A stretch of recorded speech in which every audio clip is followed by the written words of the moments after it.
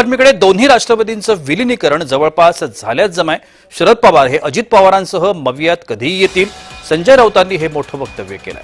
राऊतांना अफवा पसरवण्याचं व्यसन जडलंय असं राऊतांना सूरज चव्हाण यांनी प्रत्युत्तर दिलंय. मविया बुडतं जहाज आहे, त्यात कोण बसणार असं परिणय फुकेंनी म्हटलंय.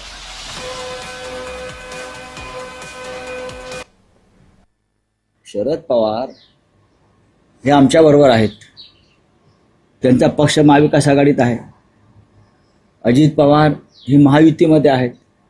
तरीही त्यांनी महाविकास आघाडी बरोबर पाठ लावलेला आहे. अशा वेळेला त्यांच्यावर तिथे कारवाई होईल, तिथे कारवाई होईल. आणि आमच्या माहितीनुसार आणि खात्री मला अशी आहे की भविष्यामध्ये शरद पवार अजित पवार एकत्रित महाविकास आघाडीत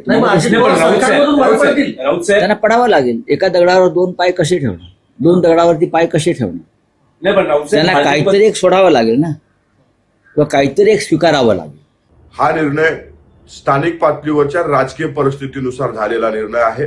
राष्ट्रवादी काँग्रेस पक्ष कालही महायुतीमध्ये होता, आजही महायुतीमध्ये आहे आणि उद्याही महायुती सोबत राहील.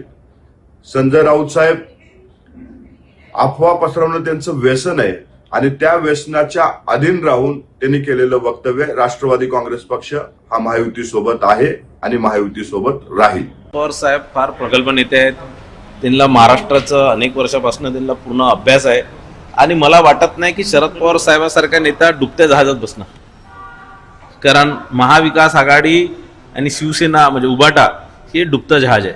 याच्यावर मला वाटत नाही की पवार साहेब बसतील. मला असं वाटतं पुढे मागे तेही आमच्यासोबतच महायुतीमध्ये येतील.